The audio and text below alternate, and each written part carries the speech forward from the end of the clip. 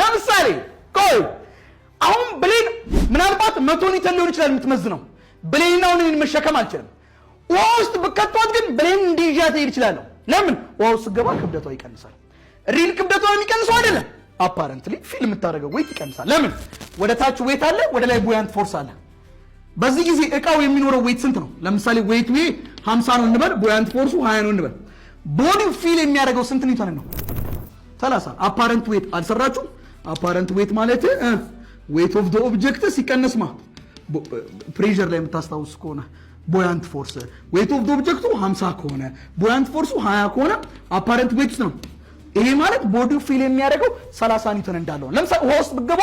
አሁን የሚሰማችሁ ክብደት የለም ውሃ ውስጥ ገቡ ሰውነታችሁ ቅልል ይልባችኋል ግን የምርስ ክብደታችሁ ቀንሶ ነው ወይ አይደለም ፊል የምታረጉት ነው so sometimes ፊል የምታረጉት ነገርና የሆነው ነገር አንድ አይደለም